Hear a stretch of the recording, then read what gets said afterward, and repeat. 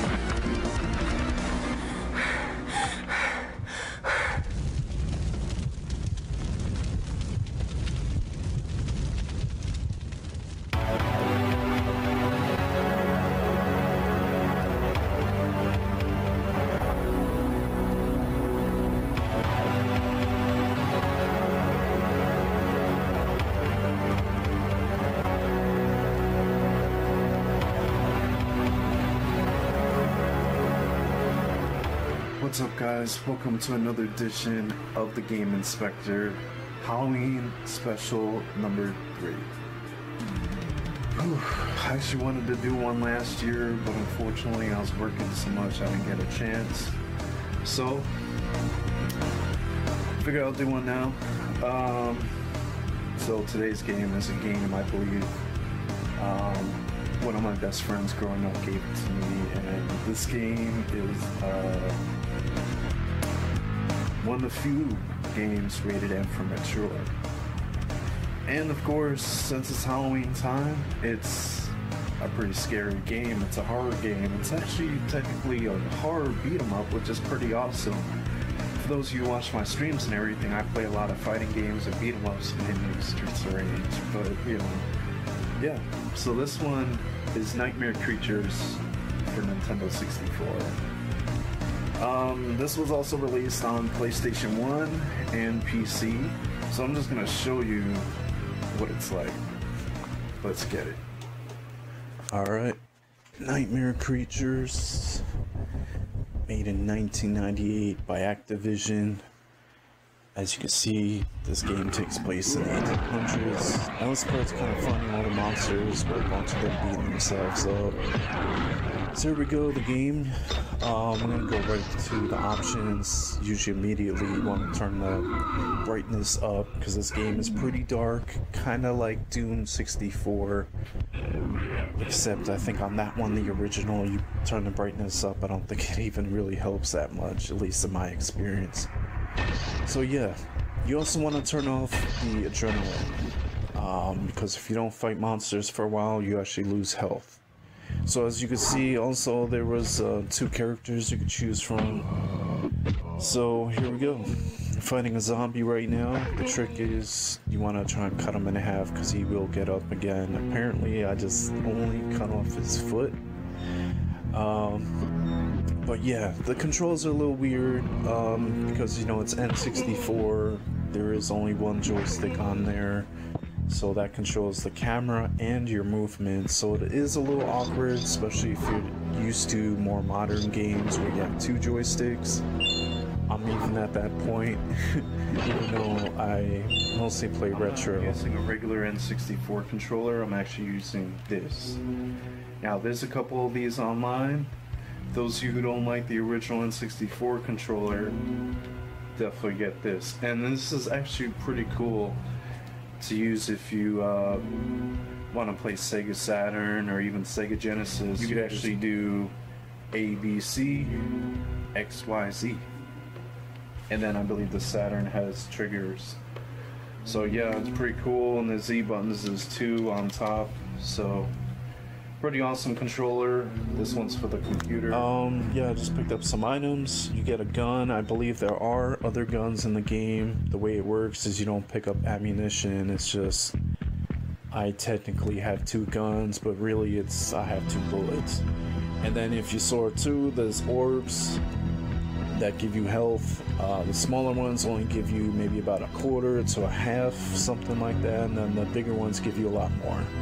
So yeah, you go around, you fight some really pretty awesome monsters. There's like the werewolf guy, and yeah, I think usually that button in the wall does something, but apparently it was hit already. So then, yeah, you get zombies. They're kind of like drunk people walking around, and yeah, anytime they're laid out, you always want to double tap and just go and just hack them in half to make sure they're officially dead. Now this part's weird because you hear me hitting a zombie or something, and this actually happened in the game. It's not even while editing that the sound got weird. But yeah, here you go. You pick up some more stuff, another gun, another orb for health. As you see the heart, that's your lives. But yeah, pretty awesome game, pretty gruesome, pretty bloody. I think this was the first mature rated game for the N64. I'm not 100% sure, but it's one of the few ones. Another one off the top of my head would be like Resident Evil 2, I believe is M rated, pretty sure, and then ECW Hardcore Revolution. Alright, so here we go, fighting another zombie. It's not always easy to get them, to cut them in half like that. Sometimes it is, sometimes it isn't. The one thing with this game is you do kind of have to get used to the controls, that it's only one joystick that controls the camera and your movement, but you do get used to it. So here's a scenario where I would use the gun, because if you hit that with the staff, you're gonna hurt yourself, so I just use the gun.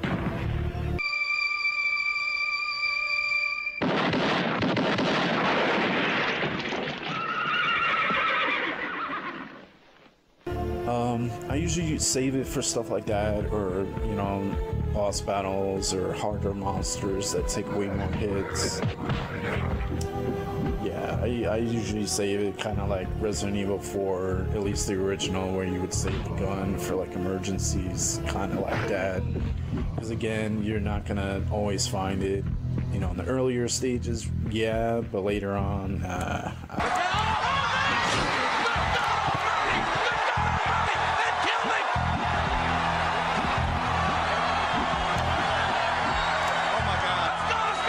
so, we pretty much gotta go down and find our way to the exit. A couple more monsters to kill. And the interesting thing, too, is each level you can 100% each level. There's actually more hidden monsters, more hidden items to find, maybe even locations. I always love that in games, secrets and extra stuff. Just for people that want to completely complete the game. That was kind of weird. That doesn't always really happen. How the werewolf kind of jumped and the animation was a little weird. That might have been my emulator. I'm using the newest version of Project 64, which, by the way, is a pain in the ass, at least for me, to capture with the Xbox game bar. I actually had to do this in OBS, so yeah. So yeah, you also get these bad creatures. Sometimes you can get them like that in one hit, and sometimes it takes 2 to 3 hits. Not too bad. But yeah, this is pretty much a horror beat 'em up game, and it's right up my alley. I love playing this. It would be cool if it was 2 players, but back then I guess it would have been kind of awkward how the screen is set up and stuff. Maybe they could have zoomed out a bit and had it 2 players. A lot of people are actually itching for a remake. So here we go, we got the exit. You can see, didn't get everything. And you could choose to either save, I believe, to your memory card, or you could use the password system if you don't have a memory card. But so this is the controller I was using. There are other similar controllers, and as you can see, it has a joystick similar, I believe, to like GameCube, Dreamcast kind of style. A lot easier to use. It's fine. I'm not using the PC version. It's, you know, emulated. I love how this monster just walks up like, oh, another freaking human I gotta kill. What the fuck? You know? So, yeah. Now I'm gonna beat the crap out of this guy. And there's an interesting monster on the show that's coming up. So yeah.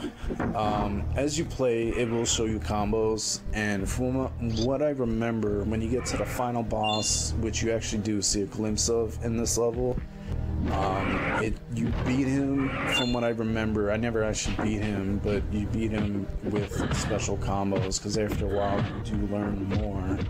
That's how it works. So you basically get a combo with your staff or your weapon, like the girl has the sword, or you get it doing kicks. So right there, I just decided to use the gun. Man, I shot his head off. Oof. Yeah, this game is pretty gory. It's good for Halloween. And here we go, we got the zombie Hulk. Now this monster is kind of weird because you can keep hitting him. The trick to it is, if you stop hearing him grunt, then he's dead, because he won't make a noise for him being dead. It's kind of weird. So you could just sit here and just beat the crap out of him and just take all your anger out and just, you know, beat the crap out of him non-stop. I used to keep doing it to see like if he would explode or something, but you know, it's just a weird thing in the game that nobody mentions. That's why I like doing these quick plays, because you actually get to see the actual game footage, not it all chopped up. You actually get to see someone play through it. But, you know, hey, maybe you don't have the time for a whole long play or anything. If anyone wants me to attempt one, I'll definitely consider it. I'm probably going to stream this on my Twitch channel at some point. I'm actually planning on doing a couple Twitch games. So, yeah. This guy is pretty much a pain in the neck. As you can see, I'm kind of fumbling with the camera, which happens sometimes mid-fight. You're trying to go towards the monster, but at the same time, you gotta adjust the camera. That does kind of become a headache, but I mean, I don't believe it's that bad that it makes it a bad game. A lot of people say the second one is actually way worse.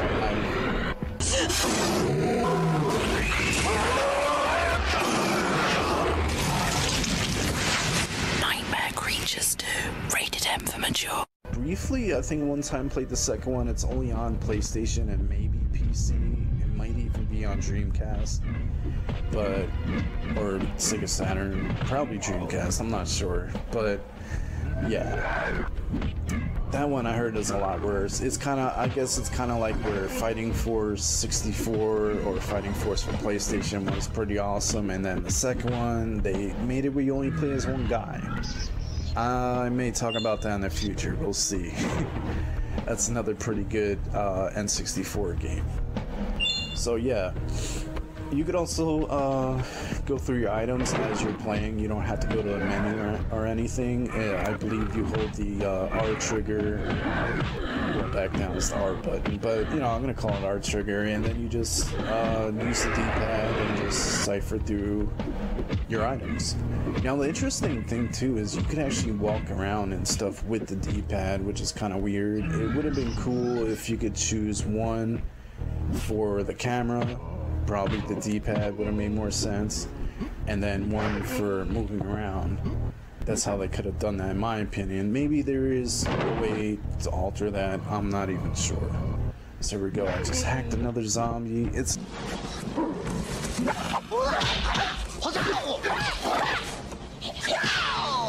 weird too. I think if you hold the forward button and attack, it does like that really strong swing. Versus if you're just standing still, it'll do a different attack. So here's another thing where another time where I use the gun. I am a reasonable, sane human being. 44 Magnum, the most powerful handgun in the world. something like that that could potentially hurt you, I just stand away and use the gun just to be safe. So yeah, another thing too, you see any of these boxes with the red marking on it, those are the ones you could hit. The other annoying thing that is a little annoying is the attack button and the pick up your items button is the same button. That does get a little frustrating because you're trying to pick up items and then you just end up swinging and nothing at boxes and stuff. So here we go, Zombie Hulk. He's done. Like I said, once he stops grunting, that's when you know he's dead. I always thought it was such a weird thing in the game. Anyway, so now you fight this guy. I'm just gonna do some kicks like I'm Bruce Lee.